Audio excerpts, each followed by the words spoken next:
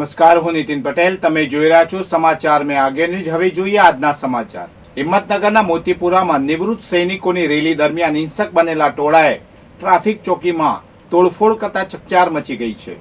પોલીસે 80 અજાણ્યા લોકો સામે ગુનો નોંધ્યો છે. પીઆઈ એમડી ગઢવીની ફરિયાદ મુજબ 3 સપ્ટેમ્બરે આર્મી જવાન યશપાલસિંહ ઝાલા વિરુદ્ધના કેસની રજૂઆત માટે રેલીનું આયોજન કરવામાં આવ્યું હતું. આ દરમિયાન 80 જેટલા લોકોએ પૂર્વ આયોજિત કાવતરા હેઠળ ગેરકાયદેસર મંડળી રચી હતી. ટોળાએ મોતીપુરા બાયપાસ રોડ ઉપર ટ્રાફિકની અવ્યવસ્થા સર્જી હતી.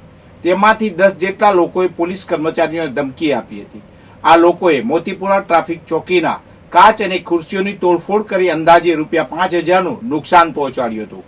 પોલીસે જિલ્લા મેજિસ્ટ્રેટના જાહેરનામાના ભંગ બદલ ગુનો નોંધ્યો છે. આરોપીની ઓળખ માટે સીસીટીવી ફૂટેજની તપાસ કરવામાં આવી છે. અલગ અલગ ટીમો બનાવી આરોપીઓને પકડવાની કાર્યવાહી હાથ ધરવામાં આવી છે. અરવલ્લી જિલ્લા પોલીસે નકલી સોનાના બિસ્કિટથી છેતરપિંડી કરતી રાજસ્થાની ગેંગના 3 સભ્યોને ઝડપી પાડ્યા છે. શામળાજી પોલીસ સ્ટેશન વિસ્તારમાંથી આ ગેંગને પકડવામાં આવી છે. પોલીસે આરોપીઓ પાસેથી પીળા કલરના નકલી સોનાના બિસ્કિટ, સોનાના ટુકડા, રોકડ રકમ, ટાટા હેરિયર ગાડી અને મોબાઈલ ફોન મળીને કુલ ₹21,12,642નો મુદ્દામાલ જપ્ત કર્યો છે.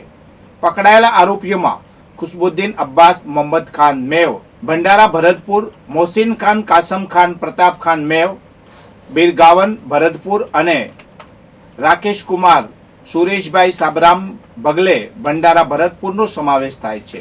એક આરોપી હજુ ફરાર છે. ગેંગની કાર્યપદ્ધતિ મુજબ તેઓ પોતાની પાસે ખેતરમાંની સોનાના બિસ્કિટ મળ્યા હોવાનું કહી અડધા ભાવે વેચવાનું કહેતા. શરૂઆતમાં ટેસ્ટિંગ માટે સાચા સોનાના નાના બિસ્કિટ આપતા, પરંતુ ડીલ સમયે પિત્તળના બિસ્કિટ પર સોનાનો વરખ ચડાવીને આપી દેતા. એલસીબી પોલીસને મળેલી બાતમીને આધારે સામળપુર ગામ નજીક હાઈવે પરથી RJ59CA 0595 નંબરની કાળી હેરિયર ગાડી સાથે આરોપીઓને પકડી પાડવામાં આવ્યા. આ કેસમાં વધુ તપાસ ચાલી રહી છે. સુરેન્દ્રનગર શહેરના વોર્ડ નંબર 11ના ગણપતિ ફાટસર વિસ્તારના રહીશોએ મહાનગરપાલિકા કચેરી ખાતે રજૂઆત કરી છે. વિસ્તારમાં રોડ, રસ્તા, ગટર, પાણી અને સ્ટ્રીટ લાઇટ જેવી મૂળભૂત સુવિધાઓના અભાવથી સ્થાનિકો પરેશાન છે. સ્થાનિક રહીશ નાગરભાઈએ જણાવ્યું કે વિસ્તારની સ્થિતિ એટલી ખરાબ છે કે બાળકો શાળાએ જઈ શકતા નથી. તેમના ચપ્પલ તૂટી જાય છે. તાજેતરમાં એક ગર્ભવતી મહિલાને ગોદડામાં ઉચકીને હોસ્પિટલ લઈ જવી પડી હતી. અઠવાડિયા પહેલા મ્યુનિસિપલ કમિશનરને રજૂઆત કરવા છતાં કોઈ કાર્યવાહી ન થતા રહીશો ફરી રજૂઆત કરવા આવ્યા છે. કમિશનરે તળાવ માટે 3 કરોડના બજેટની વાત કરી, પરંતુ રહીશોનું કહેવું છે કે પહેલા મૂળભૂત સુવિધાઓ આપવામાં આવે. વિસ્તારના રહીશ રતનબેન જયંતિભાઈએ જણાવ્યું કે અગાઉની રજૂઆતોનું કોઈ પરિણામ ન આવતા આજે ફરી રજૂઆત કરી છે. જો આગામી 3-4 દિવસમાં સમસ્યાનું નિરાકરણ નહીં આવે તો રહીશો ગાંધી ચિંધ્યા માર્ગે આંદોલન કરશે. કેટલાક રહીશોએ આત્મવિલોપનની પણ ચીમકી આપી છે. ભારત વિકાસ પરિષદ વિસનગર દ્વારા CN કોમર્સ કોલેજમાં ભારત કો જાનો સ્પર્ધાનું આયોજન કરવામાં આવ્યું. આ સ્પર્ધામાં પ્રાથમિક અને માધ્યમિક વિભાગના કુલ 2000 વિદ્યાર્થીઓએ લેખિત પરીક્ષામાં ભાગ લીધો. લેખિત પરીક્ષામાં ઉત્તીર્ણ થયેલી પ્રાથમિક વિભાગની 32 અને માધ્યમિક વિભાગની 16 ટીમોએ મૌખિક રાઉન્ડમાં પ્રતિસ્પર્ધા કરી. કાર્યક્રમની શરૂઆત CN કોમર્સ કોલેજના મંત્રી અને ભારત વિકાસ પરિષદના ઉપપ્રમુખ નિકુંજભાઈ મણિયાર અને દાતા જિજ્ઞાબેન જોશીના હસ્તે દીપ પ્રાગટ્યથી થઈ. મૌખિક પરીક્ષા માટે કોમ્પ્યુટર અને પ્રોજેક્ટર આધારિત પ્રશ્નમંચ તૈયાર કરાયું.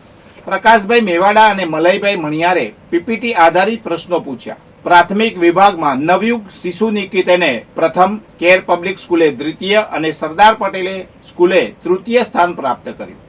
માધ્યમિક વિભાગમાં LS પટવા હાઈસ્કૂલ બાલક પ્રથમ, MK વ્યાસ હાઈસ્કૂલ ઉમતા દ્વિતીય અને સ્વામિનારાયણ ગુરુકુલ સ્કૂલ તૃતીય સ્થાને રહ્યા.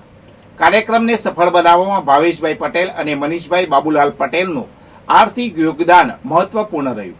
સમગ્ર આયોજન સંયોજક ભરતભાઈ પટેલ અને તેમની ટીમે સંભાળ્યું.